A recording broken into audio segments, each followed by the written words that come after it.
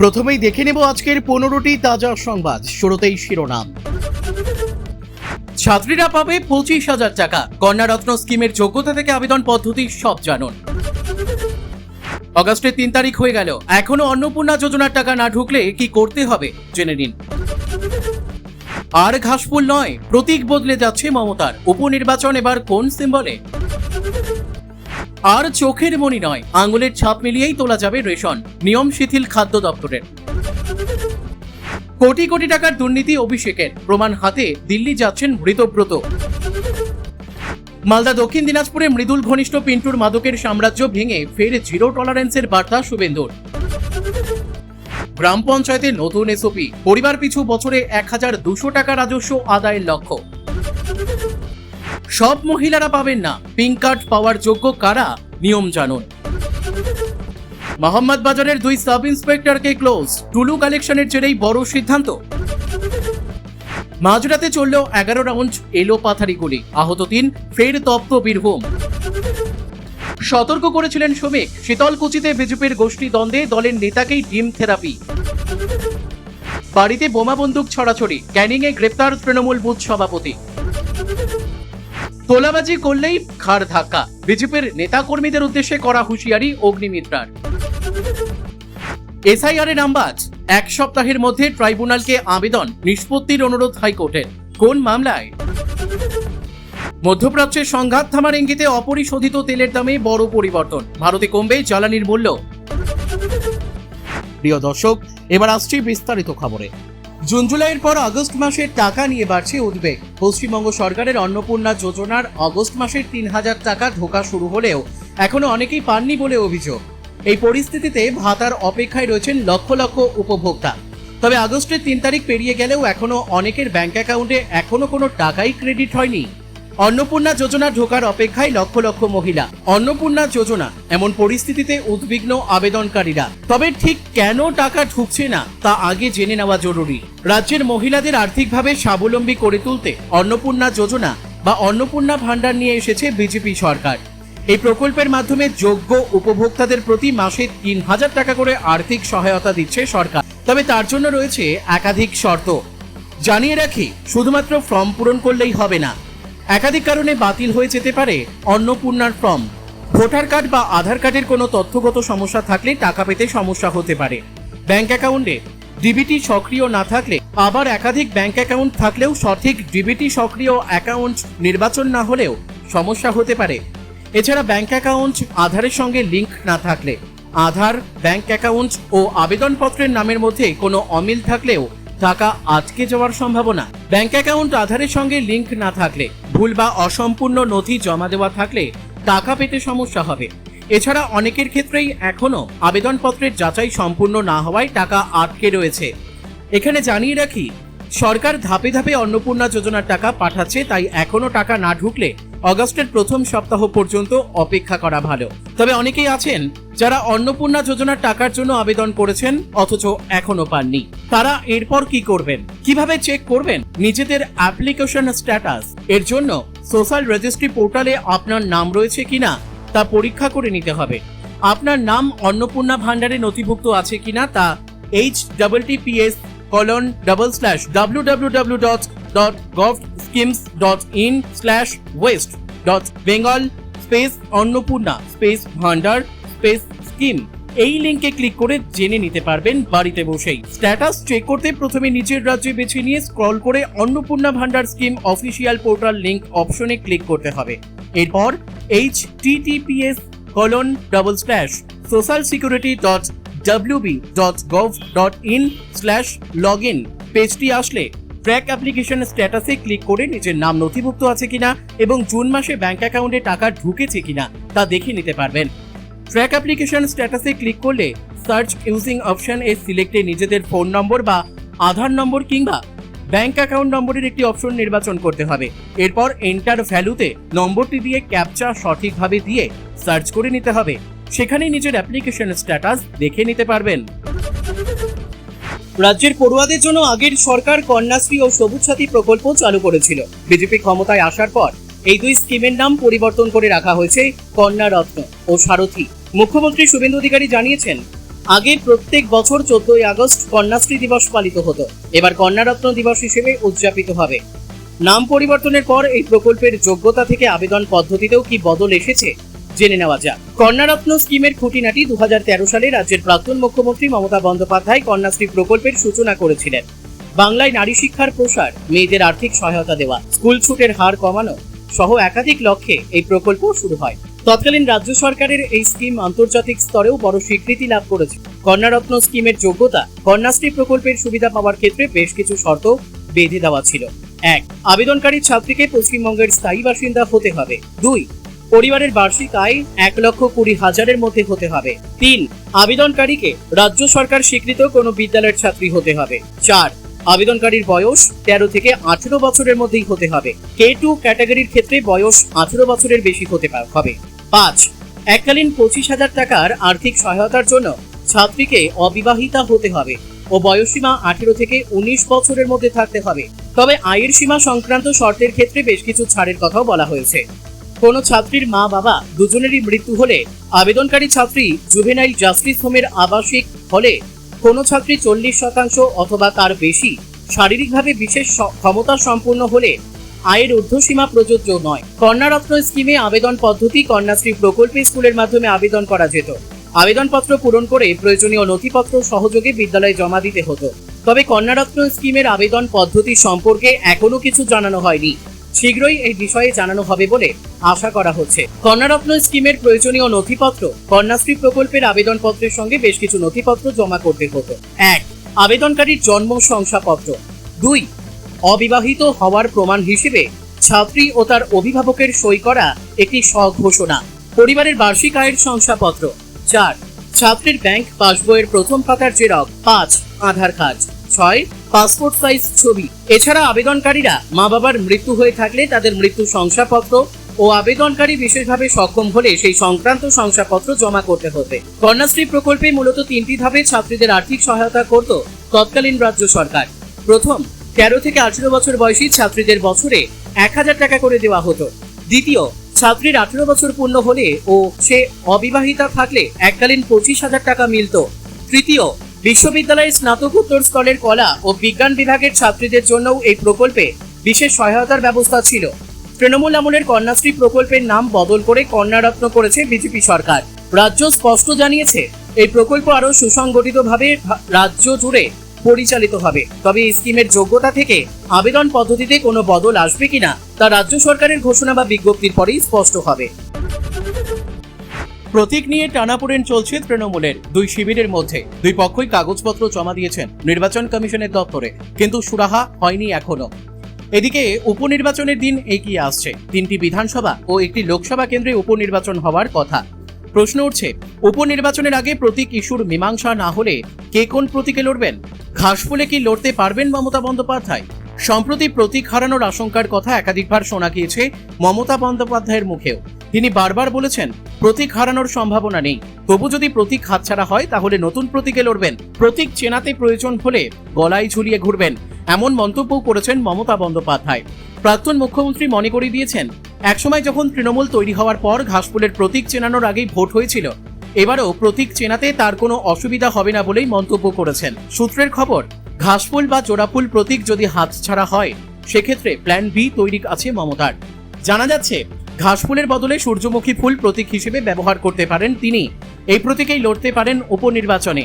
রেজিনগর, নন্দীগ্রাম বিধানসভা ও বসিরহাট লোকসভায় উপনির্বাচন হবে। তবে প্রতীক নিয়ে ঋতব্রত শিবির কি ভাবছে তা এখনো স্পষ্ট নয়। এই শিবিরের অন্যতম বিধায়ক প্রসূন বন্দ্যোপাধ্যায় এই প্রসঙ্গে জানান, তারা নির্বাচন কমিশনের ওপরেই ভরসা রাখছেন। সব নথি খতিয়ে দেখে আইনি পথে কমিশন যা সিদ্ধান্ত নেবে সেটাই তারা মেনে নেবেন। প্রতীক নিয়ে দ্বিতীয় কোনো ভাবনা এখনো পর্যন্ত তাদের নেই। রাজ্যের মন্ত্রী দিলীপ ঘোষ বলেন, অফিস নেই, অ্যাকাউন্ট নেই, ফুল নিয়ে কি করবেন? স্টেটমেন্ট নিয়ে যা করার করবেন। চোখের মনি দেখিয়ে বায়োমেট্রিক করাতে হবে, নইলে রেশন মিলবে না।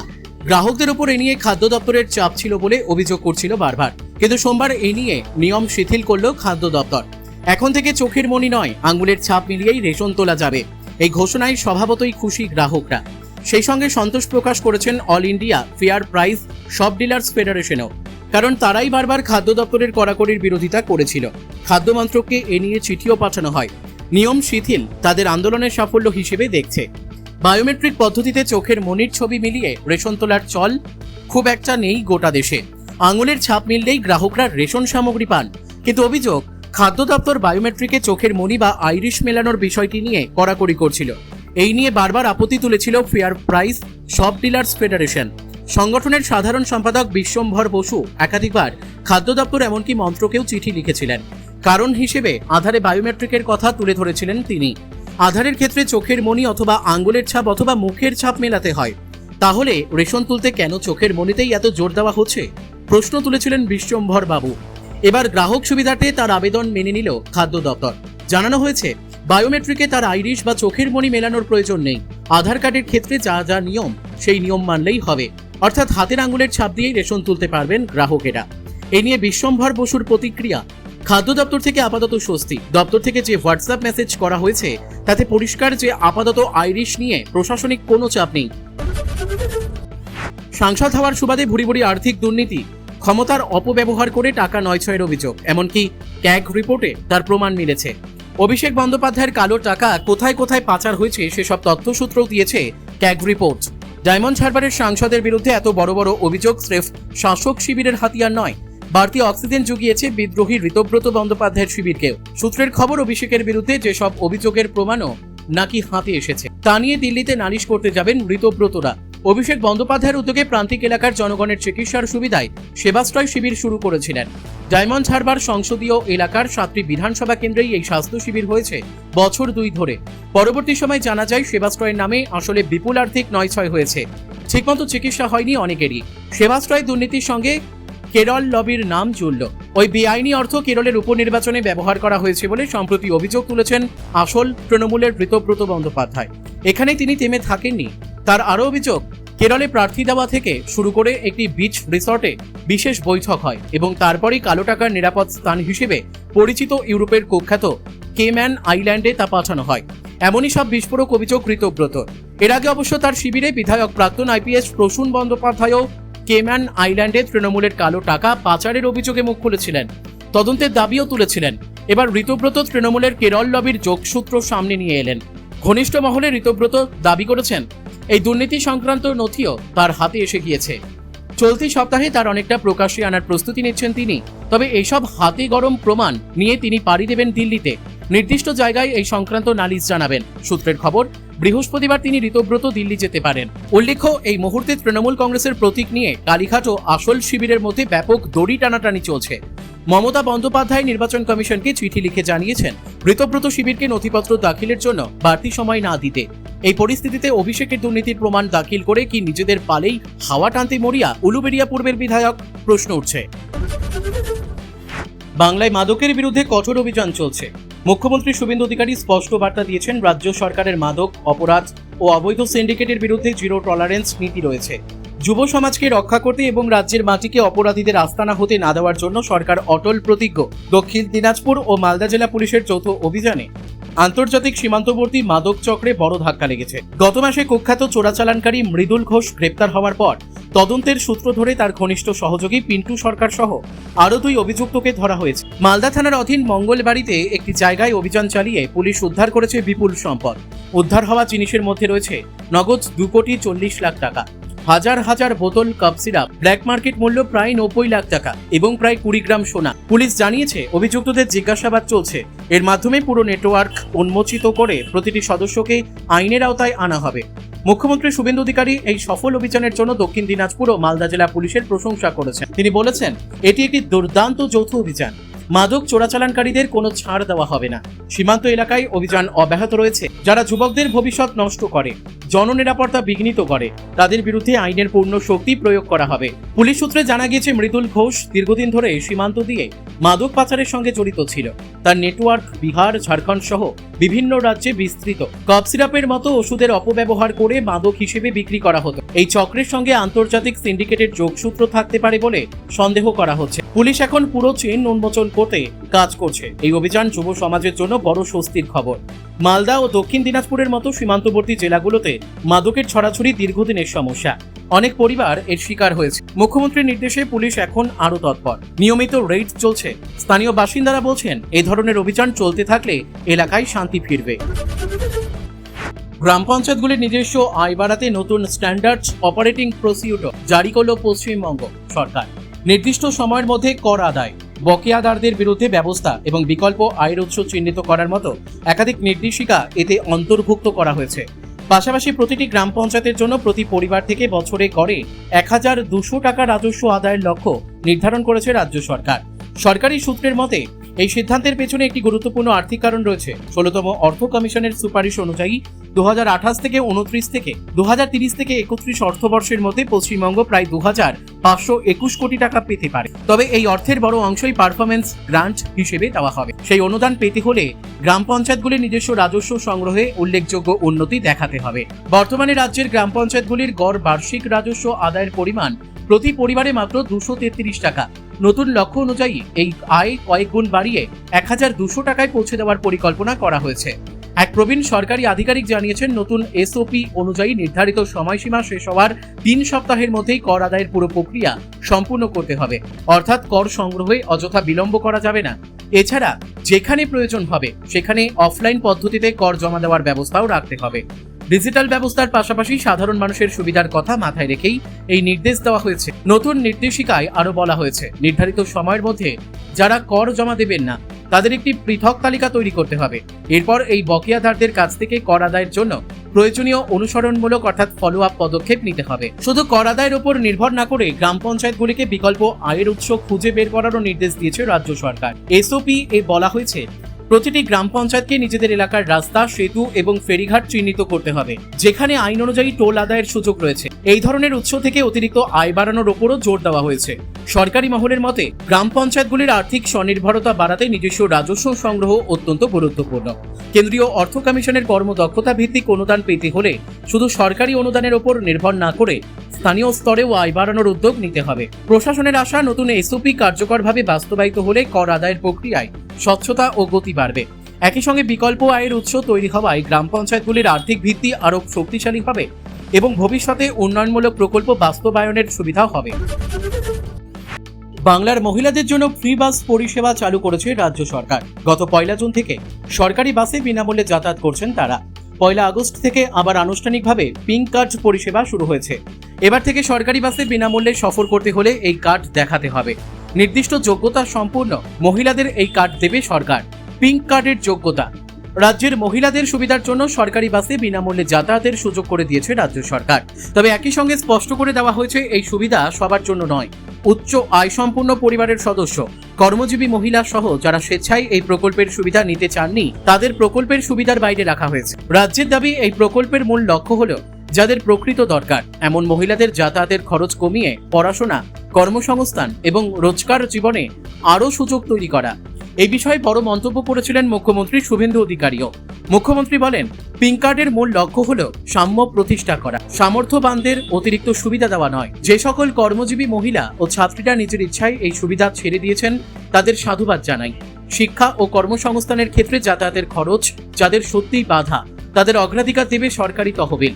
এদিকে পরিবহন দপ্তর সূত্রে জানা গিয়েছে, ইতিমধ্যেই ভেরিফিকেশনের পর হাজার হাজার মহিলার কাছে পিঙ্ক কার্ড পৌঁছে দেওয়া হয়েছে। তারা বিনামূল্যে যাতায়াতের সুবিধা পাচ্ছেন। বাকিদের ক্ষেত্রেও ধাপে ধাপে দ্রুত কার্ড পৌঁছে দেওয়া হবে। সরকারি নির্দেশিকা বলছে, এবার থেকে বাস কন্ডাক্টররা টিকিট ভেন্ডিং মেশিনে পিঙ্ক কার্ডের ফিজিক্যাল অথবা ডিজিটাল ভ্যালিডেশনের পরই বিনামূল্যে সফরের অনুমতি দেবেন। তবে এখনো যারা কার্ড পাননি তাদের সাধারণ যাত্রীদের মতো ভাড়া দিয়ে যাতায়াত করতে হবে। কার্ড পাওয়ার পর বিনামূল্যে যাতায়াত করতে পারবেন তারা। রাজ্য সরকারের বিনামূল্যে বাস পরিষেবার এই সুবিধা শহরের সাধারণ বাসের পাশাপাশি দূরপাল্লার বাসেও পাওয়া যায়। পিঙ্ক কার্ড দেখিয়ে দীঘা, দার্জিলিং এর মতো দূরের গন্তব্যেও বিনামূল্যে সফর করতে পারবেন মহিলারা। বীরভূমে টুলু মণ্ডলের বেআইনি কারবারের ছড়াছড়ি, পাথর সম্রাটের দুর্নীতির বৃক্ষ আকাশ ছোঁয়া। টুলু বেপাত্তা, একে একে ধরা পড়ছেন সাগরেদরা। জেলা জুড়ে অবৈধ কারবারের বিরুদ্ধে অভিযানের মাঝেই এবার মোহাম্মদ বাজারের 2 সাব ইন্সপেক্টরকে ক্লোজ করা হলো। 2 সাব ইন্সপেক্টর সানাউর হোসেন ও আব্দুল আলিমকে ক্লোজ করে শিউরি পুলিশ লাইনে পাঠানো হয়েছে। নেপথ্যে প্রশাসনিক কারণ নাকি টুলু কানেকশন, জোর জল্পনা শুরু হয়েছে জেলায়। প্রসঙ্গত বীরভূমের মোহাম্মদ বাজারে টুলু মণ্ডলের দুর্নীতির খাস তালুক। ঠিক যে সময় একে একে পাথর সম্রাটের দুর্নীতির পর্দাফাশ হচ্ছে, স্থানীয় সূত্রে খবর টুলু মণ্ডল ওরফে মোহাম্মদ নাজিবউদ্দিনের পেছনে রয়েছে অনুব্রত মণ্ডল। জানা যায় তৃণমূল আমলে পাথরের ডিসিআর অর্থাৎ ডুপ্লিকেট চালান রিসিপ্ট জালিয়াতি করেই টুলু মণ্ডলের রকেটের গতিতে উত্থান।